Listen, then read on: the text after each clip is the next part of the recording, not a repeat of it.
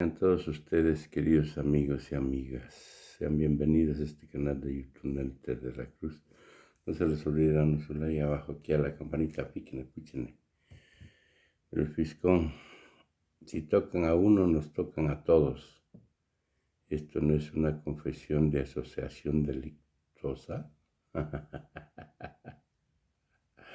Asociación delictuosa.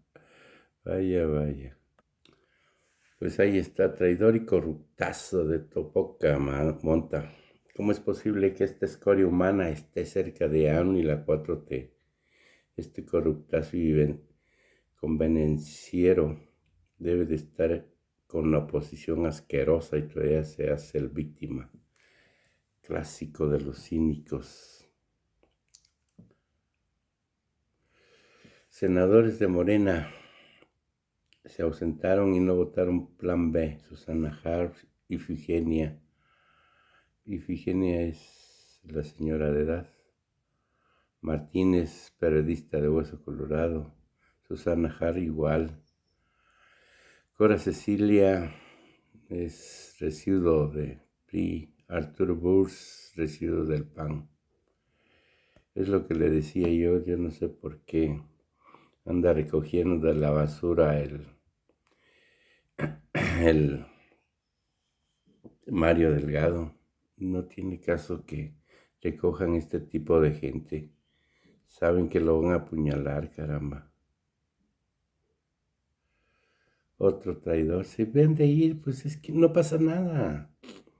Ya la gente ya está cansada de tantos traidores. Senador de Chihuahua, fíjense cómo se llama. Rafael Espino de la Peña, acuérdense su nombre. Rafael Espino de la Peña. Otro traidor al movimiento votó en contra del Plan B. Por fin, Monri salió del closet y se sumó a los empleados del Junior Claudio X González. Álvaro Delgado, otro senador de Morena que votó en contra de la reforma electoral, es Rafael Espino de la Peña, de Chihuahua. No votaron en contra, pero se ausentaron los senadores de Morena. Voy al baño, voy a cagar, dicen, hijos de su tiznada madre. No votaron en contra, pero se ausentaron los senadores de Morena, Susana Harp, Ifigenia Martínez, Cora Cecilia Pinedo y Arturo Burs. Y Ifigenia ya está grande, tiene como unos 74 años, 75. Y no es que más. Pues francamente Ricardo Monreal se equivoca jurídica y políticamente, dice Fernández Noroña.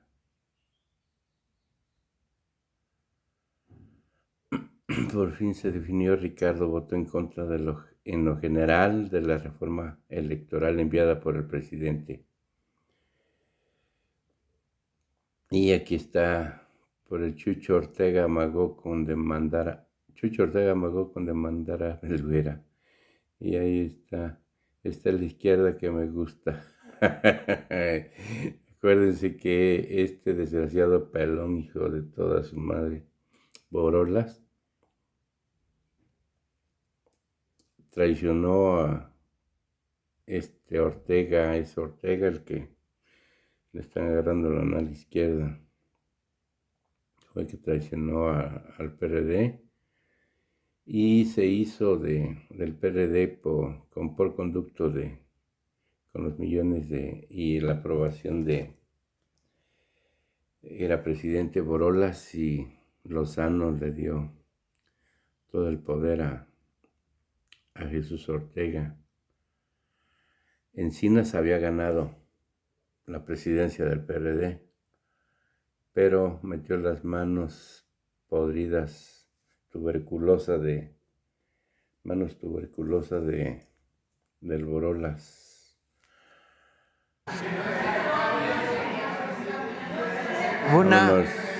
La compañera de atrás. No ¿Quiénes, que con mucha honestidad, los que no han preguntado en 15 días?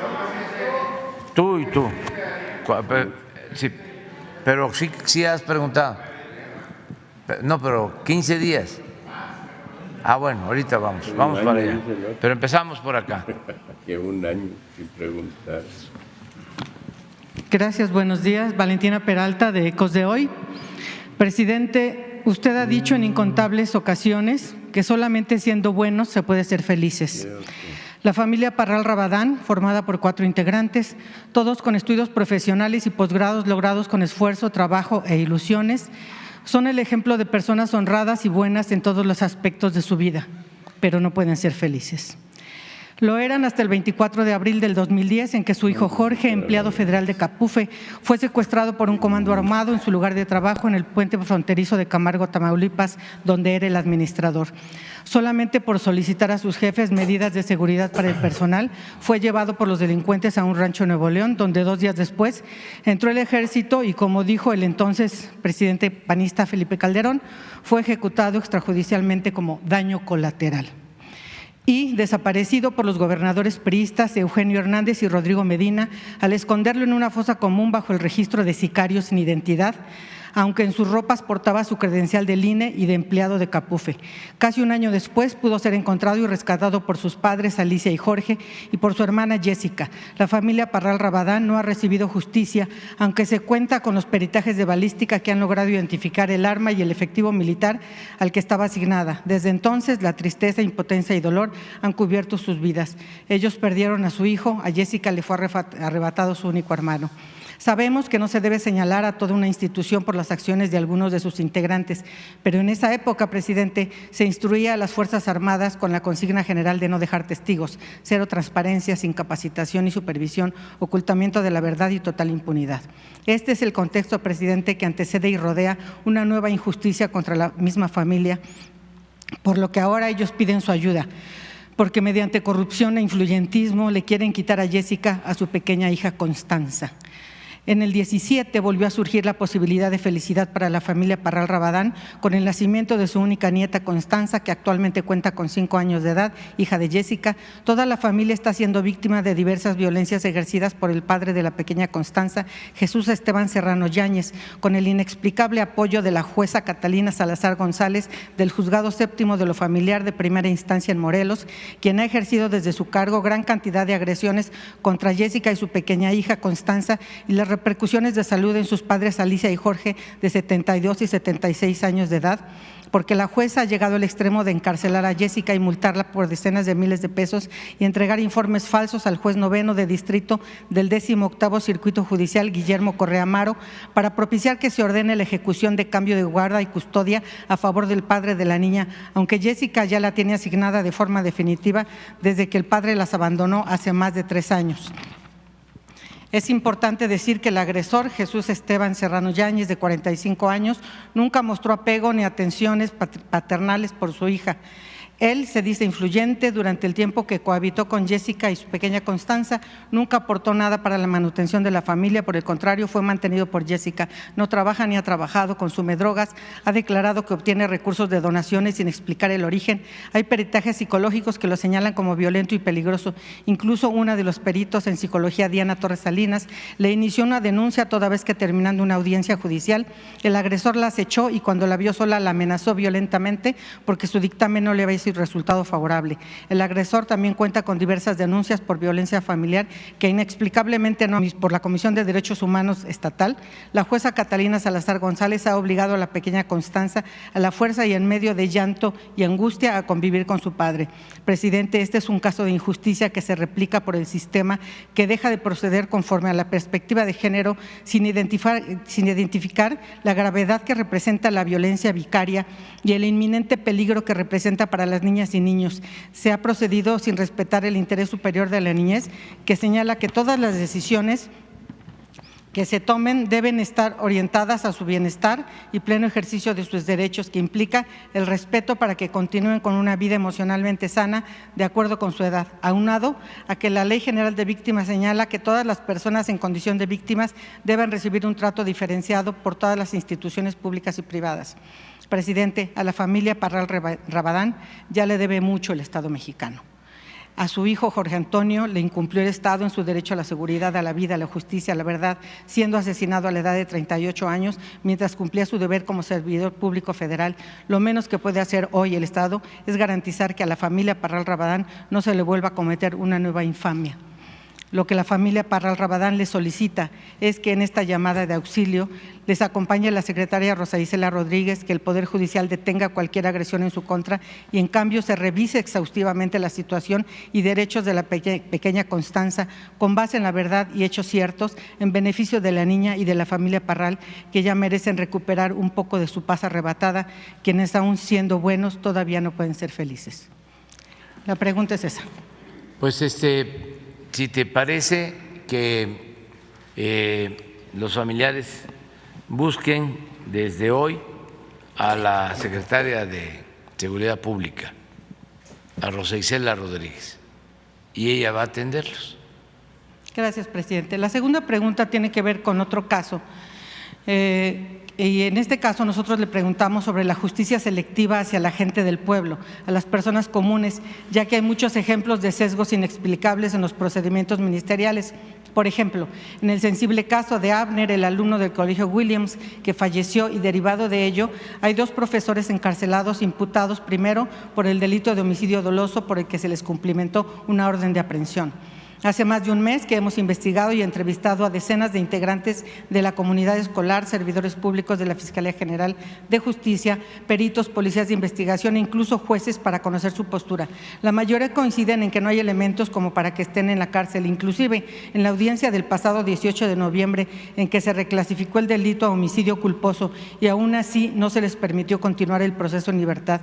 Muy por el contrario, integrantes de la comunidad escolar señalan que hay evidencia de acciones que indican la intención o consigna de no dejarlo salir, como el hecho de que el Ministerio Público señala que la profesora Ana no acudió a diversos citatorios mismos que nunca se notificaron.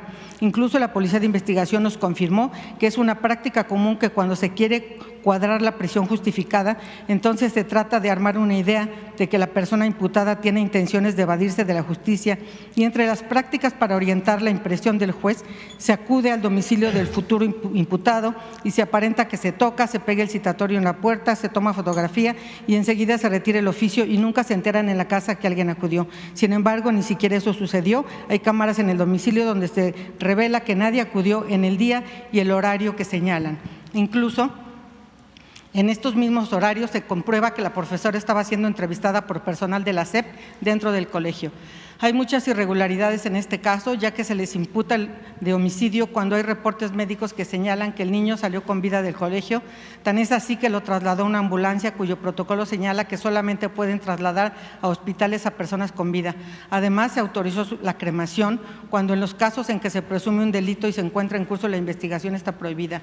Aunado a lo anterior está la conferencia de prensa que el vocero de la Fiscalía General de Justicia de la Ciudad de México, Ulises Lara, lanza frases que los entrevistados consideran tendenciosas, refiriéndose a la profesora Ana como que no le permitió salir de la alberca, cuando la realidad es que el niño realizaba su rutina de instrucción de nado, o que la atención de la maestra no estaba en supervisar al menor que ya se encontraba en el agua, sin decir que había al menos otros 5 o 6 niños dentro del agua en el mismo carril de 25 metros de largo y tenía que atender a todos, y a quienes la profesora también estaba dando indicaciones. Los padres entregaron una constancia médica donde señalaban que su hijo tenía padecimientos cardíacos, pero que autorizaban la práctica de natación. Incluso el padre declara en un programa de televisión que su hijo sabía nadar perfectamente desde años atrás, y otro familiar refiere que el niño nadaba en alberca de más de 2 metros de profundidad hasta por 5 horas. También familias entrevistadas señalan que los padres podían, mediante solicitud, acudir a las clases de sus hijos, sobre todo cuando estos tenían alguna condición médica vulnerable, agregando que a los profesores detenidos nunca se les comunicó que el niño tuviera alguna enfermedad cardíaca. Las familias entrevistadas no entienden de dónde pudiera proceder este aparente dolo con el que se está actuando contra una maestra de casi 60 años de edad que ha trabajado toda su vida, tiene casi 40 años de ser instructora en la alberca olímpica y 28 en el Colegio Williams, sin ningún incidente, y que trabaja de 7 a 5 de la tarde y de 6 a 9 de la noche.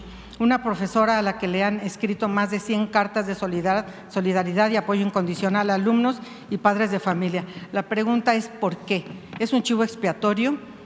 de las autoridades para mostrar una aparente aplicación inflexible de la ley que satisfaga el dolor familiar y social. Intentando responder es que investigamos en fuentes abiertas y encontramos un personaje que habla en nombre de la familia de Abner, que ha sido nombrado su abogado defensor y que se ostenta como el abogado del obradorismo, que muestra en sus redes sociales fotografías en compañía de Américo Villarreal, de Laida Sansores, sentado en el podio del Tercer Congreso Nacional de Morena, que señala también que encabezó la Comisión de Abogados del CEN de Morena, y como integrante del equipo de coordinación política de Morena, y que en su tuit personal dice: nuestra familia no descansará hasta encontrar responsables de esta tragedia, nuestra familia continuará hasta las últimas consecuencias. Aunque hay documentos de 2018 donde se presenta como representante del PRI, hoy parece ser morenista. Como usted ha dicho, no se puede señalar a todo un grupo por la conducta de alguno de sus integrantes. Sin embargo, este personaje de nombre José Juan Arellano Minero, además de toda esta participación en Morena que difunde en sus redes sociales, es también ahora uno de los 10 abogados de la familia, y es por este contexto que cientos de familias de la comunidad escolar del Colegio Williams tienen el temor de que mediante relaciones personales de este abogado del obradorismo, como él se hace llamar, se pretende traficar con influencias y sesgar la investigación ministerial para sacrificar a la profesora Ana como chivo expiatorio de un lamentable suceso en el que ella solamente hacía su trabajo, como lo ha hecho con miles de alumnos en casi 40 años de esfuerzo y comprometido y responsable, como lo señalan sus mismos alumnos en las decenas de cartas que le han escrito. La profesora Ana y sus familiares dicen confiar en la jefa de gobierno, Claudia Sheinbaum, y en la fiscal general Ernestina Godoy. Sin embargo, desconocen si algunos de sus subalternos podrían mantener relación con este abogado o alguien más y está realizando acciones fuera de la ley o con algún sesgo contra la verdad y los derechos de los profesores detenidos. Es posible, presidente, que nuevamente la secretaria Rosa Isela Rodríguez pueda conocer los procedimientos que se han realizado en este caso para que todo se realice conforme a derecho y la justicia sea una realidad sin sesgos, ni influyentismo, ni chivos expiatorios para ganar reflectores y fama de algunos abogados. Sí, también que lo trate Rosa Isela. Perfecto. Y le tenemos toda la confianza a Ernestina Godoy, que es la fiscal procuradora de justicia en la Ciudad de México, y ellos lo ven. Muchas gracias. Cambiaron las cosas. Está bien pues que se hagan estos planteamientos porque pues todos tienen derecho a expresarse, a manifestarse, a exigir justicia, pero las autoridades en general están actuando con rectitud. Sí, la familia sí lo piensa. Ernestina Godoy es ejemplar. Es una mujer íntegra, honesta, recta, sensible. La familia sí lo piensa y así lo manifiesta en las entrevistas que le he hecho, solamente que como en todas las instituciones, y usted mismo lo ha dicho, hay personas que continúan en los cargos desde años atrás y tienen ciertas prácticas que pueden estar en contra de lo que se establece. Hay estos mecanismos de supervisión, expresión, de libre manifestación de ideas,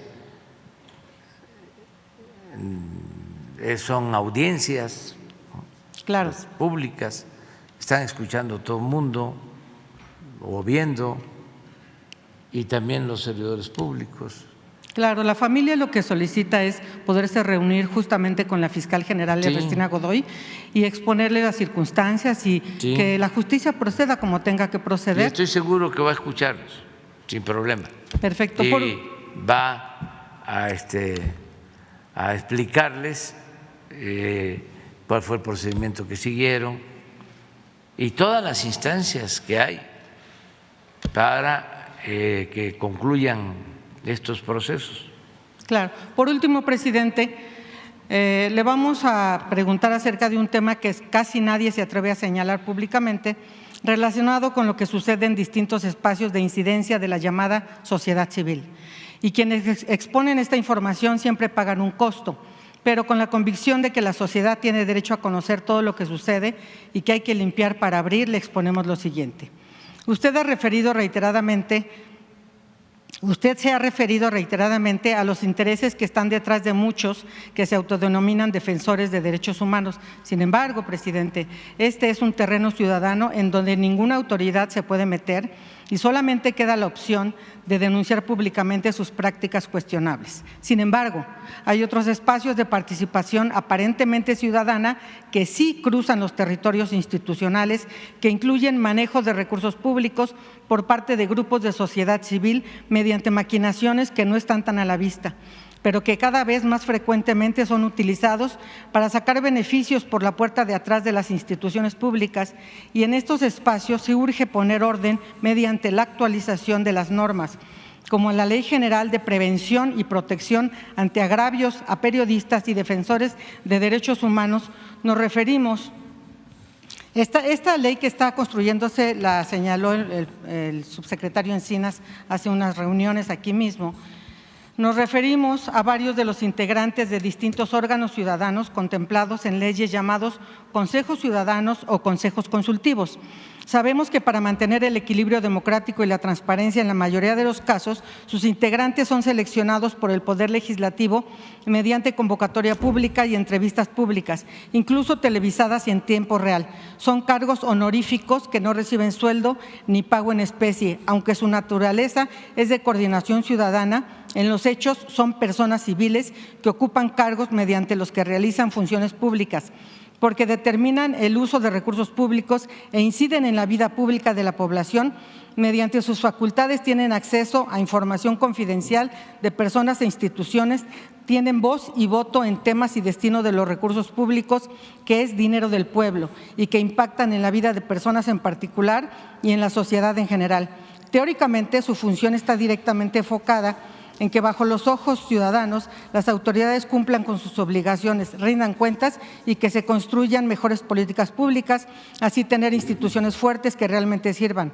Pero paradójicamente estos órganos ciudadanos no rinden cuentas a nadie, no transparentan sus procedimientos, no informan de sus acciones, ni siquiera reportan a quienes integran y presiden los sistemas o mecanismos de los que forman parte, no informan con transparencia a la sociedad que dicen representar, aunado a que por ley cuentan con importantes facultades que sirven para construir o destruir, incluso para presionar a autoridades a cambio de privilegios. Muchas autoridades evitan confrontarse con ellos porque temen que les inicien recursos de quejas o denuncias ante los órganos internos de control o ante las comisiones de derechos humanos, y entonces les dejan hacer y deshacer a su antojo, creando así grupos de poder alternos dentro del corazón de las instituciones, donde fungen como coyotes y ejercen abiertamente el influyentismo y el tráfico de influencias en beneficio personal y de grupo, frecuentemente para impulsar los casos de sus propios despachos de abogados. Con la intención de garantizar principios de independencia y autonomía a estos órganos ciudadanos, en la ley se les ha dejado una manga tan ancha que las personas o grupos oportunistas de mercaderes de los derechos humanos que insertan en ellos a personas que usan las facultades que la ley les confiere para su beneficio sin medida ni supervisión. Dicen, presidente, que en casa del herrero asadón de palo. Actualmente, dentro de la misma SEGOP, el Consejo Consultivo del Mecanismo de Protección a Defensores y Periodistas ni siquiera es elegido mediante convocatoria pública del Poder Legislativo, sino que ellos mismos son juez y parte, porque en el gobierno del expresidente Calderón se les facultó a que sus integrantes sean elegidos por ellos mismos por 4 años y que se puedan reelegir por otros 4, y por eso actualmente algunos que fueron nombrados durante estos sexenios anteriores, algunos por ser recomendados por personajes conservadores, defensores de peluche, como el actual senador sin partido de largo apellido, es que ya tienen en estos cargos 8 años o más, periodos que se desconocen con certeza, ya que se niegan a informar cuándo entraron y así permanecen tomando y ejerciendo atribuciones excesivas que no solamente se usan para privilegiar a sus amigos o grupos afines, facilitando su incorporación al mecanismo y autorizándoles medidas millonarias, sino que además tienen acceso a la información que se encuentra en los expedientes de las personas beneficiarias y es fácilmente difundida por algunos de ellos fuera del mecanismo, vulnerando así la seguridad de las personas a las que el mecanismo pretende proteger.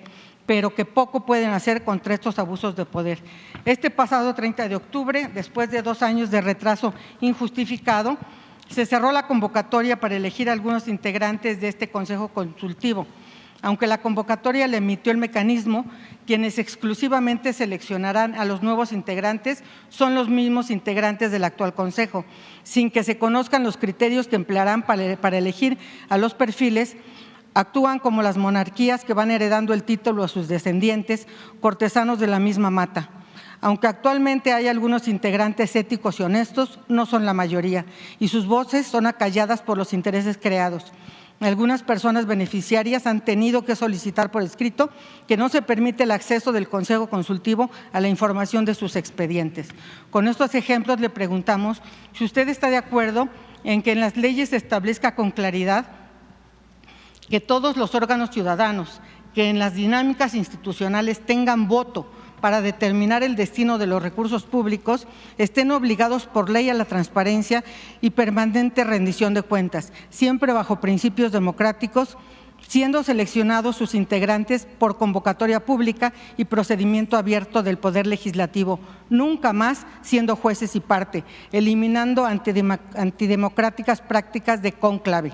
Le preguntamos si está de acuerdo en impulsar los cambios a las leyes respectivas y en las nuevas leyes como esta que señaló el subsecretario Encinas, para puntualizar con claridad y transparencia las facultades de estos órganos ciudadanos y qué opina de esta situación.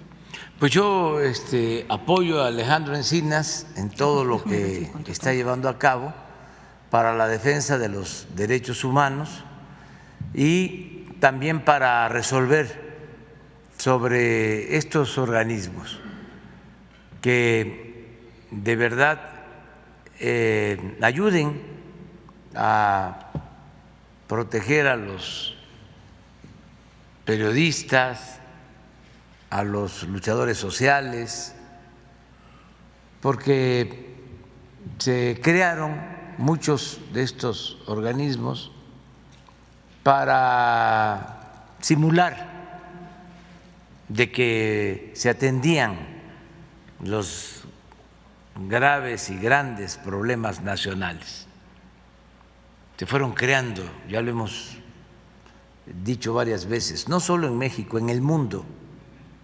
Durante todo el periodo neoliberal se fueron creando organismos supuestamente autónomos de la sociedad civil para todos, empezando por la actitud de la ONU, que tiene un sinnúmero de estos organismos que no ayudan en nada, son aparatos onerosos, costosísimos, para todo, desde la defensa del medio ambiente hasta la defensa de los derechos humanos, pasando por la lucha contra el racismo, contra la discriminación, pero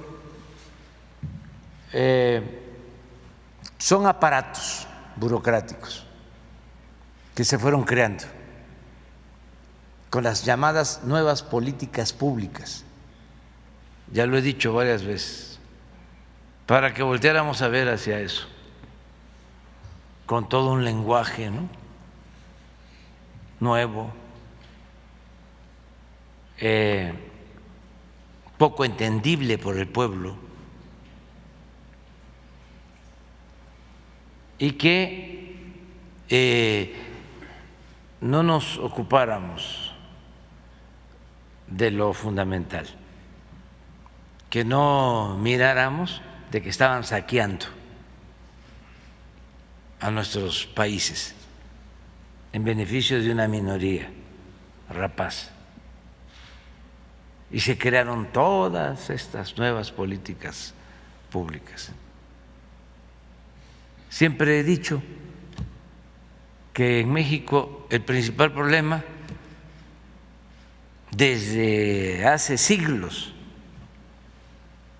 ha sido el de la corrupción. Y cuando más corrupción ha habido en toda la historia fue en el periodo neoliberal. En los 36 años del llamado neoliberalismo o neoporfirismo. Y no se tocó el tema. Es más, ni siquiera era delito grave la corrupción, porque Salinas modificó el Código Penal y quitó a la corrupción como delito grave. Sin embargo, se crearon organismos para supuestamente combatir la corrupción, como el de la transparencia, todo esto promovido por la llamada sociedad civil. Y todos estos organismos supuestamente autónomos vinculados al conservadurismo, a las minorías, hasta los de derechos humanos. O más ellos. Sí. Una gran farsa. Y vivían del presupuesto público, del dinero del pueblo. Imagínense cuánto se llevaban las organizaciones sociales del presupuesto durante el periodo neoliberal. Miles de millones. Las organizaciones campesinas independientes, independientes entre comillas, las organizaciones de la llamada sociedad civil, las organizaciones supuestamente no gubernamentales. Todavía en el caso de la política en Estados Unidos, cuando les hablamos, les insistimos que hay que apoyar a los países de Centroamérica para que la gente no se vea en la necesidad de emigrar, tienen dos mecanismos de respuestas. Uno es entregarles apoyos a organizaciones de la llamada sociedad civil, que nunca llegan a los beneficiarios. Es dinero que se queda en estos aparatos supuestamente independientes. Y el otro mecanismo con el que supuestamente quieren resolver el problema es de que lleguen empresas extranjeras a invertir y que esto va a generar empleos y ya va a cambiar las cosas. Pero bueno, lo que está sucediendo en México es distinto y se están llevando a cabo estos cambios. No les gusta mucho a los que vivían al amparo de estas políticas de simulación, pero pues ahí vamos, poco a poco. Y el hecho de que Alejandro Encinas esté a cargo de estos programas, pues es una garantía. Por ejemplo, hay una organización de defensa a los periodistas completamente conservadora, completamente reaccionaria. No actúan con independencia real, con profesionalismo, no Y así muchas organizaciones supuestamente independientes. Sí, presidente. Pero por eso Alejandro que, Encinas. Seguir con Encinas buscando que se democraticen todos estos procedimientos y que se vayan protegiendo realmente a los que necesitan.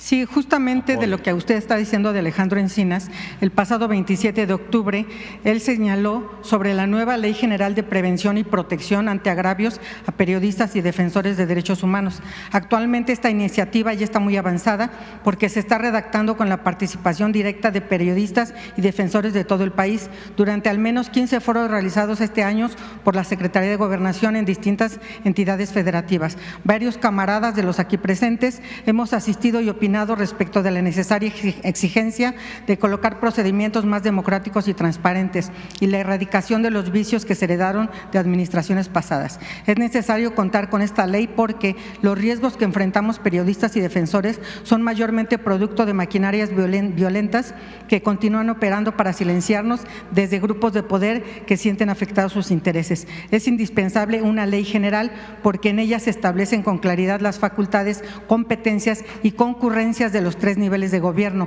mediante participación integral y equitativa. Eleva jurídicamente el nivel de prevención y protección que garantiza realmente los derechos a defender derechos humanos y a informar con libertad. Actualmente solo contamos con una ley federal expedida por el expresidente Calderón que mediante su mecanismo de protección emite resoluciones, pero estas solo son vinculantes para las autoridades federales, no así para los estados y municipios, que es donde realmente suceden las agresiones. También por no tener una ley general se carece de un sistema nacional de prevención y protección integrado por diversas instituciones federales y locales que de existir acordarían políticas públicas en todo el territorio nacional derivadas de los acuerdos propios de un sistema nacional. Presidente, para que esta ley sea realidad se requiere dar el primer paso con el impulso de la Presidencia de la República. El subsecretario Encinas necesita directamente la ayuda así específica porque esta iniciativa está desde hace 8 meses dentro de la Comisión de Puntos Constitucionales de la Cámara de Diputados que preside el diputado Juan Ramiro Robledo Ruiz de Morena y sobre la que diputados de diversas filiaciones políticas ya se han pronunciado a favor. Si durante el siguiente periodo legislativo el diputado Robledo la sube al Pleno y se aprueba, se envía a la Cámara de Senadores y se aprueba, se lograría que se faculte al Congreso para que pueda expedir una ley general y siendo más de 20 entidades federativas de extracción morenista, se contaría en el siguiente periodo legislativo con el porcentaje necesario para aprobar la reforma constitucional, aunque seguramente las 32 entidades se pronunciarían a favor, ya que esta ley general es una herramienta que hace falta a todos los gobiernos y será de gran utilidad para México.